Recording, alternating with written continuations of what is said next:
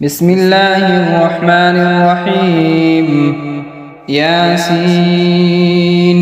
والقرآن الحكيم إنك لمن المرسلين على صراط مستقيم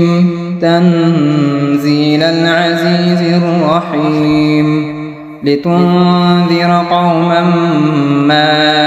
أنذر آباؤهم فهم غافلون لقد حق القول على أكثرهم فهم لا يؤمنون إنا جعلنا في أعناقهم أغلالا فهي إلى الأذقان فهم مقمحون وجعلنا من بين أيديهم سدا ومن خلفهم سدا فأغشيناهم فهم لا يبصرون وسواء عليهم أأنذرتهم أم لم تنذرهم لا يؤمنون إنما تنذر من اتبع الذكر وخشي الرحمن بالغيب فبشره بمغفرة وأجر كريم إنا نحن نحيي الموتى ونكتب ما قدموا وآثارهم وكل شيء أحصيناه في إمام مبين واضرب لهم مثلا أصحاب القرية إذ جاءها المرسلون إذ أرسلنا إليهم اثنين فكذبوهما فعززنا بثالث فقالوا إنا إليكم مرسلون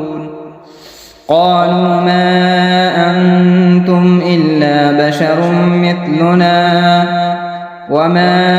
أنزل الرحمن من شيء إن أنتم إلا تكذبون قالوا ربنا يعلم إنا إليكم لمرسلون وما علينا إلا البلاغ المبين قالوا إنا تطيرنا بكم لئن لم تنتهوا لنرجمنكم وليمسنكم منا عذاب أليم قالوا طائركم معكم أئن ذكرتم بل أنتم قوم مسرفون وجاء من أقصى المدينة رجل يسعى قال يا قوم اتبعوا المرسلين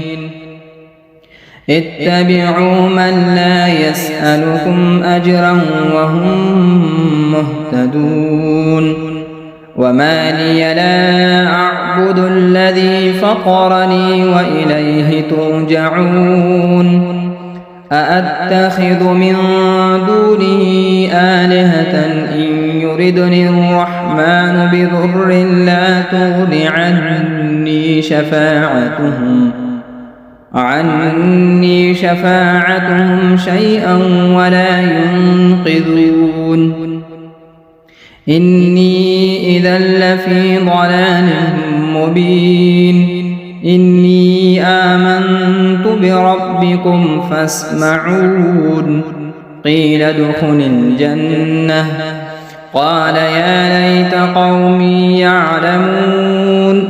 بما غفر لي ربي وجعلني من المكرمين وما أنزلنا على قومه من بعده من جند من السماء وما كنا منزلين إن كانت إلا صيحة واحدة فإذا هم خامدون يا حسرة على العباد ما يأتيهم من رسول إلا كانوا به يستهزئون ألم يروا كم أهلكنا قبلهم من القرون أنهم إليهم لا يرجعون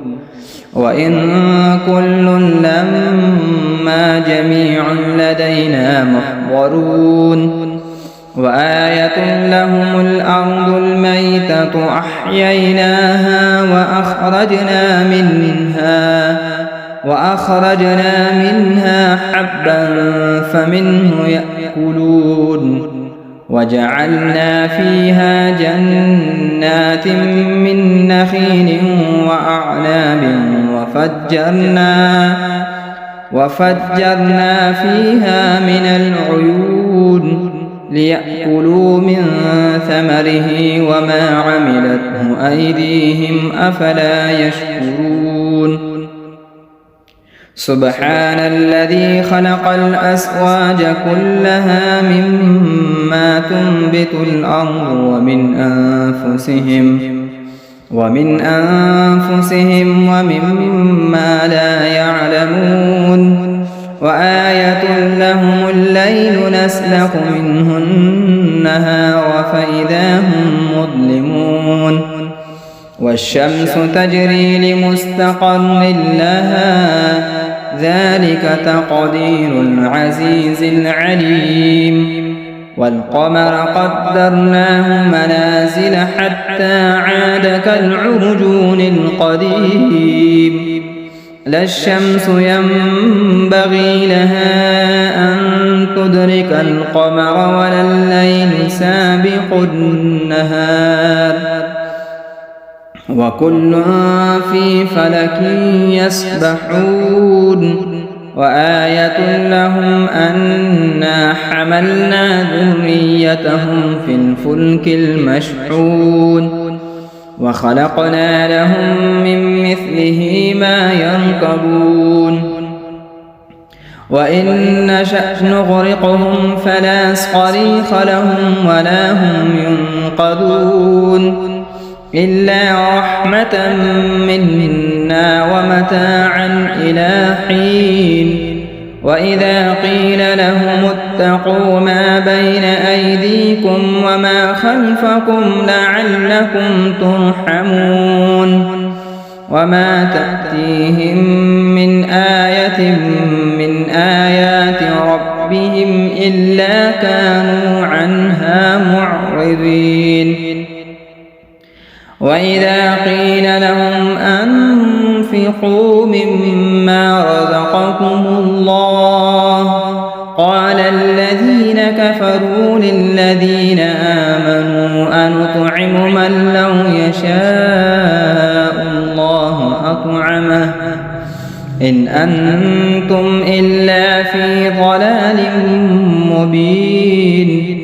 ويقولون متى هذا الوعد إن كنتم صادقين ما ينظرون إلا صيحة واحدة تأخذهم وهم يخصمون فلا يستطيعون توصية ولا إلى أهلهم يرجعون ونفخ في الصور فإذا هم من الأجداث إلى ربهم ينسلون قالوا يا ويلنا من بعثنا من مرقدنا هذا ما وعد الرحمن وصدق المرسلون إن كانت إلا صيحة واحدة فإذا هم جميع لدينا محضرون فاليوم لا تظلم نفس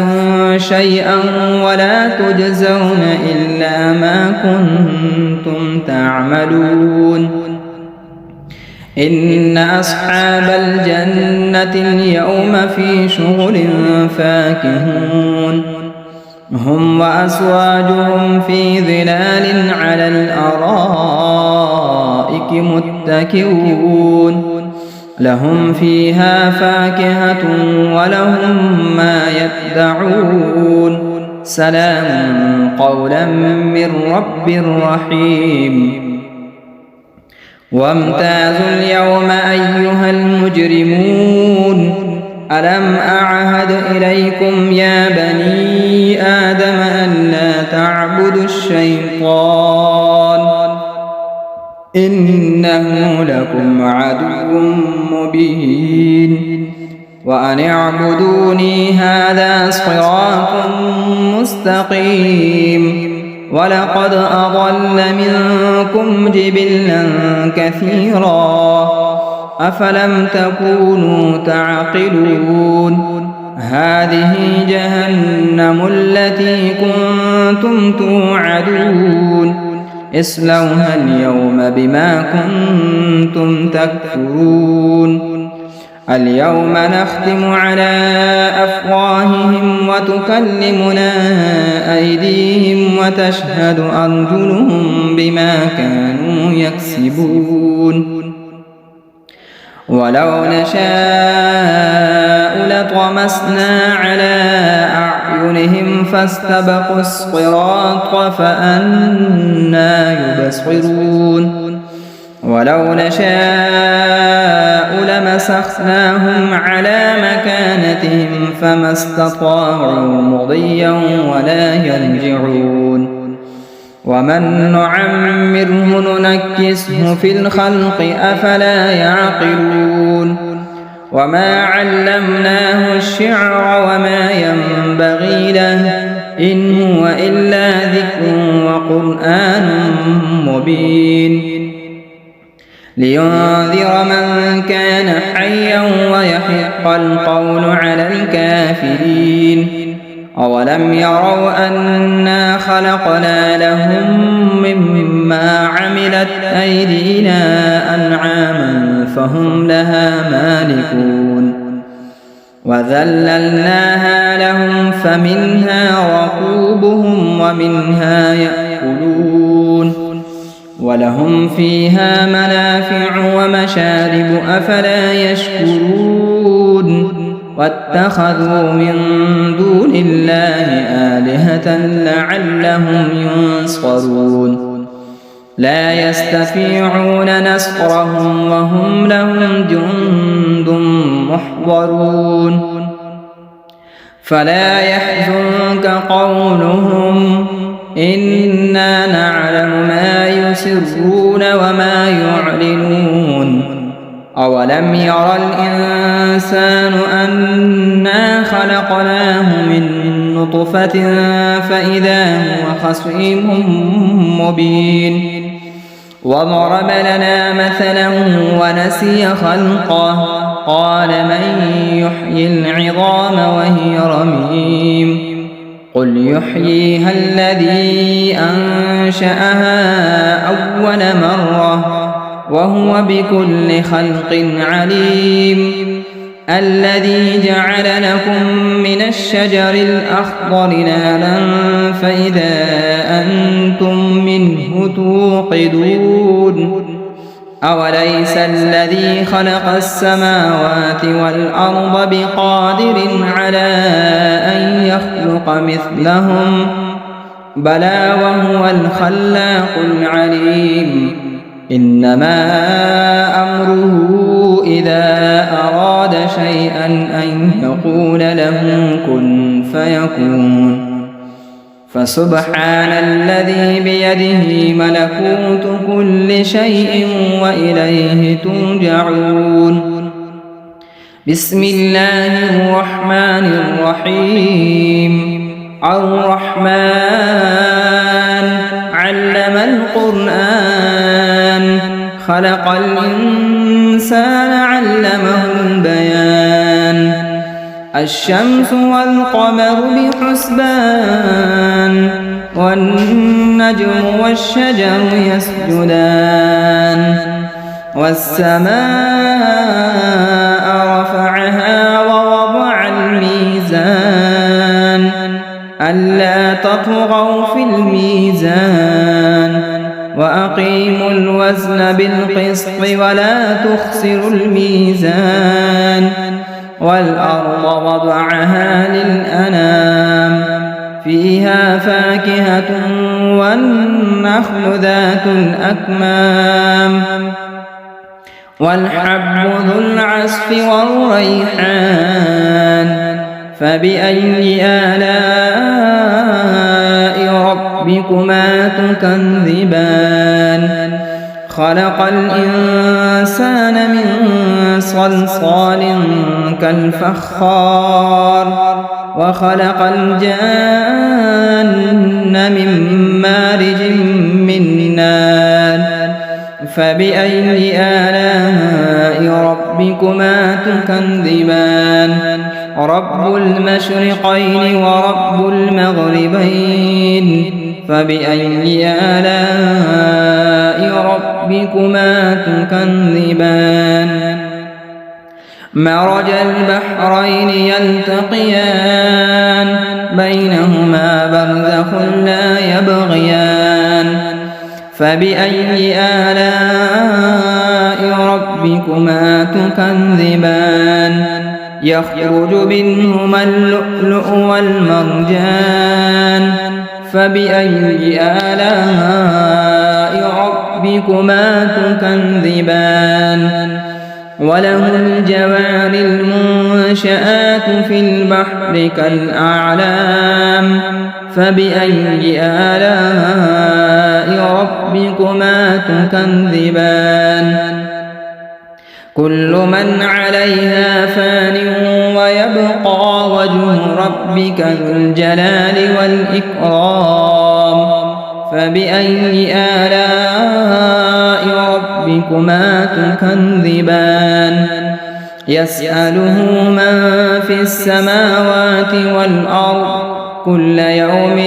هو في شأن فبأي آلاء ربكما تكذبان سنفرغ لكم أيها الثقلان فبأي آلاء ربكما تكذبان يا معشر الجن والإنس إن استطعتم أن تنفذوا من أقطار السماوات والأرض فانفذوا لا تنفذون إلا بسلطان فبأي آلاء ربكما تكذبان يرسل عليكما شؤاد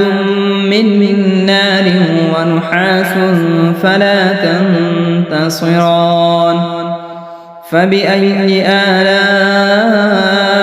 ربكما تكذبان فإذا انشقت السماء فكانت وردة كالدهان فبأي آلاء ربكما تكذبان فيومئذ لا يسأل عن ذنبه إنس ولا جان فبأي آلاء ربكما تكذبان يعرف المجرمون بسيماهم فيؤخذ بالنواصي والأقدام فبأي آلاء ربكما تكذبان هذه جهنم التي يكذب بها المجرمون يطوفون بينها وبين حميم آن فبأي آلاء ربكما تكذبان ولمن خاف مقام ربه جنتان فبأي آلاء ربكما تكذبان ذواتا أفنان فبأي آلاء ربكما تكذبان فيهما عينان تجريان فبأي آلاء ربكما تكذبان فيهما من كل فاكهة زوجان فبأي آلاء ربكما تكذبان متكئين على فرش بطائنها من استبرق وجنى الجنتين دان فبأي آلاء ربكما تكذبان فيهن قاصرات الطرف لم يطمثهن إنس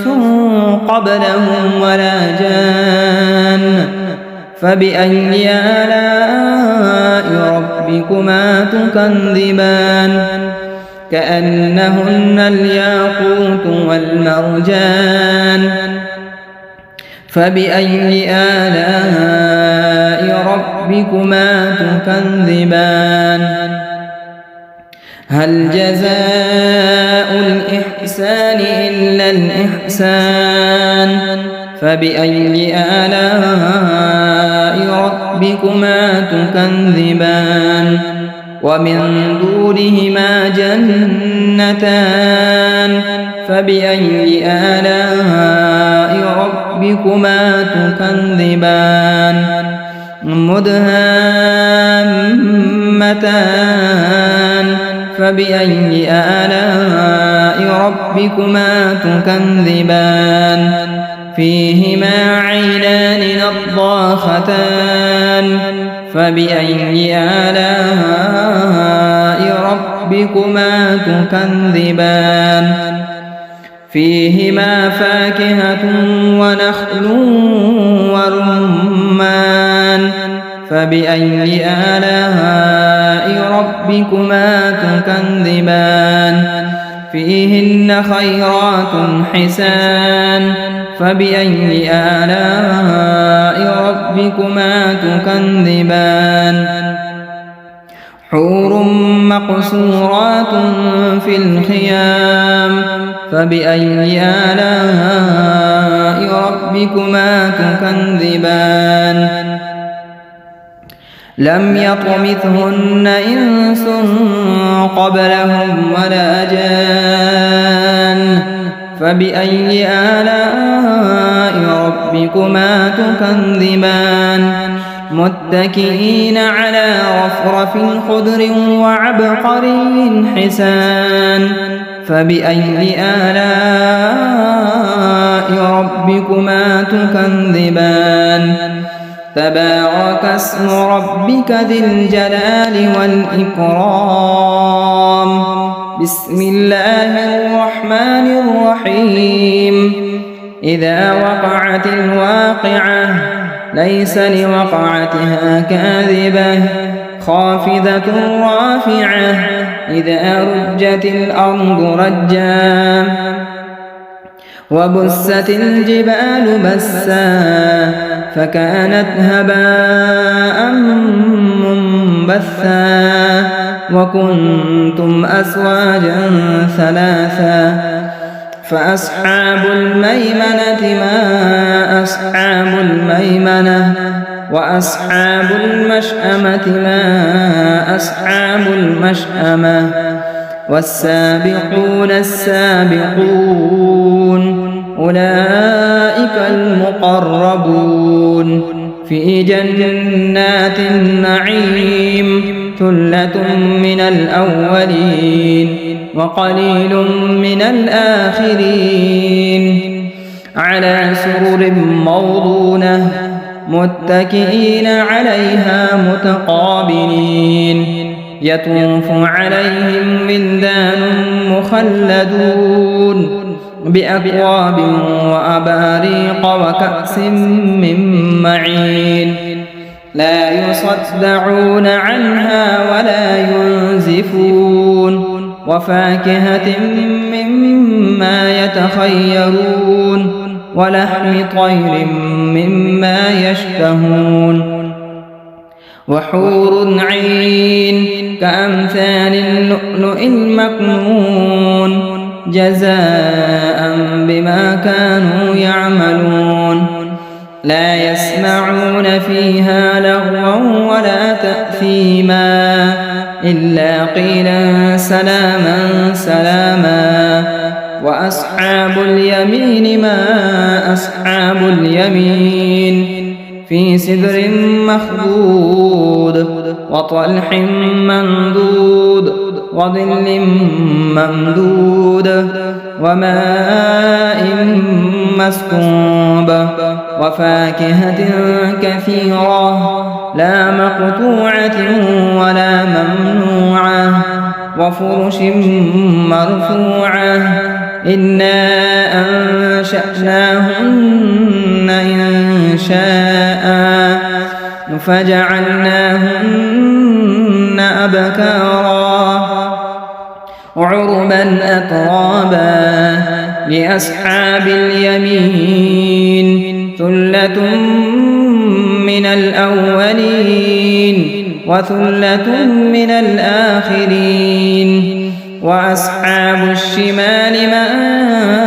أصحاب الشمال في سموم وحميم وظل من يحموم لا بارد ولا كريم إنهم كانوا قبل ذلك مترفين وكانوا يصرون على الحنث العظيم وكانوا يقولون أئذا متنا وكنا ترابا وعظاما أئنا لمبعوثون أو آباؤنا الأولون قل إن الأولين والآخرين لمجموعون إلى ميقات يوم معلوم ثم إنكم أيها الضالون المكذبون لآكلون من شجر من زقوم فمالئون منها البطون فشاربون عليه من الحميم فشاربون شرب الهيم هذا نزلهم يوم الدين نحن خلقناكم فلولا تصدقون أفرأيتم ما تمنون أأنتم تخلقونه أم نحن الخالقون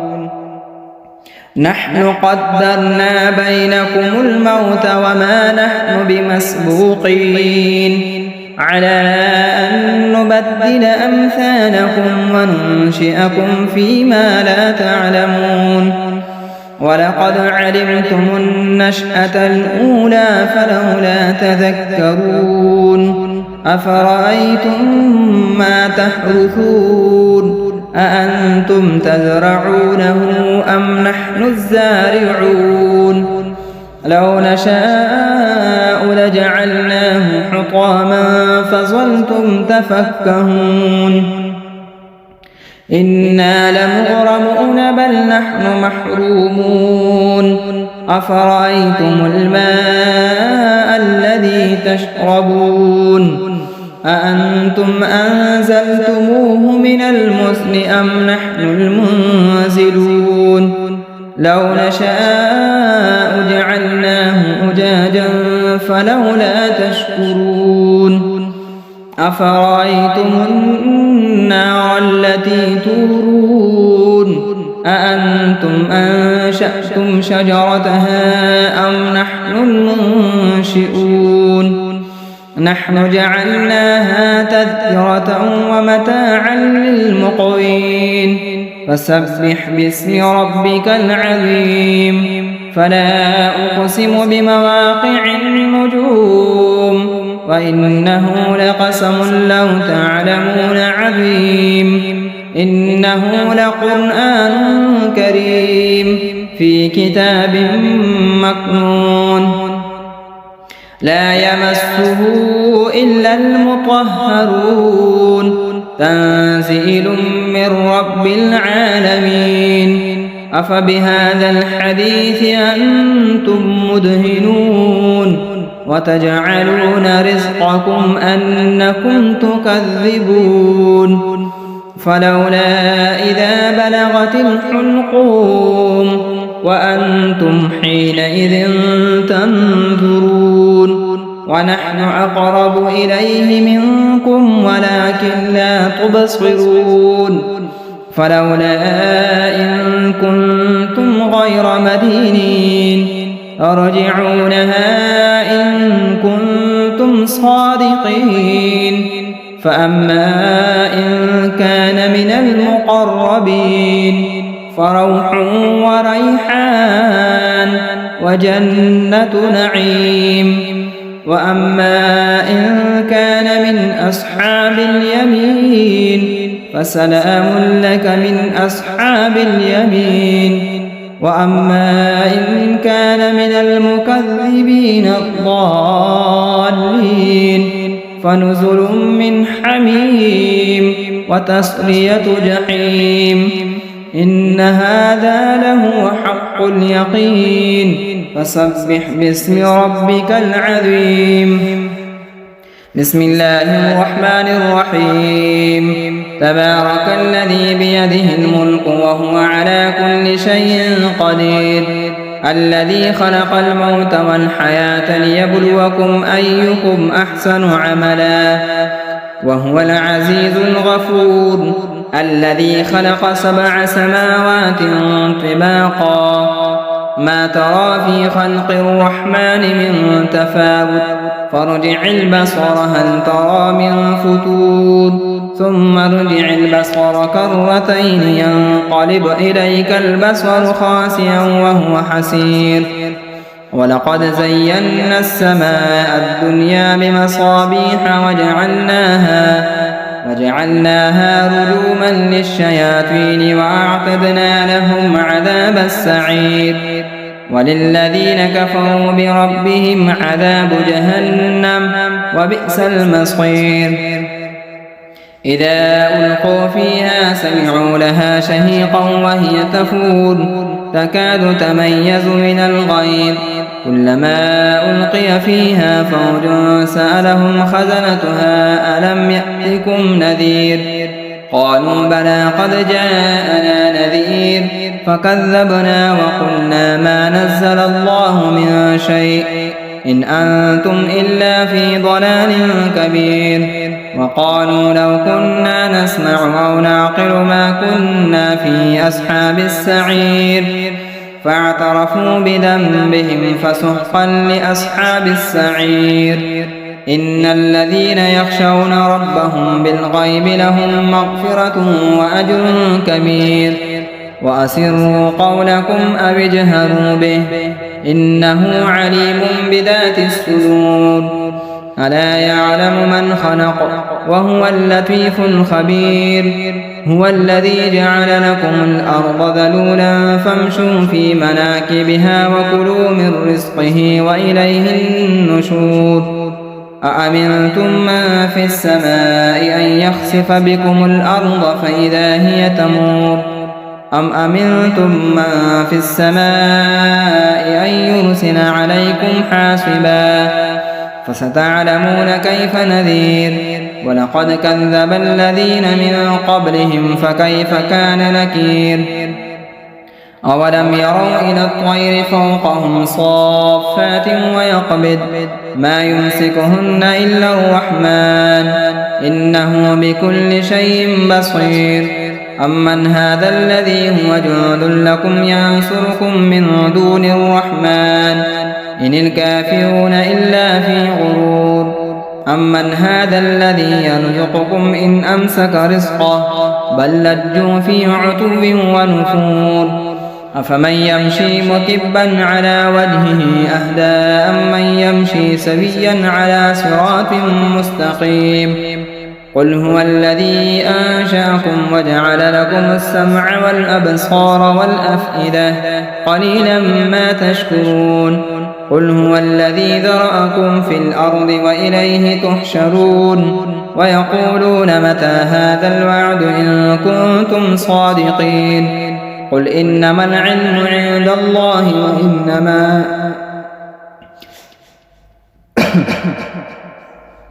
وإنما أنا نذير مبين فلما رأوه زلفة سيئت وجوه الذين كفروا وقيل هذا الذي كنتم به تدعون قل أرأيتم إن أهلكني الله ومن معي أو رحمنا فمن يجير الكافرين من عذاب أليم قل هو الرحمن آمنا به وعليه توكلنا فستعلمون من هو في ضلال مبين قل أرأيتم إن أصبح ماؤكم غورا فمن يأتيكم بماء معين صدق الله مولانا العظيم.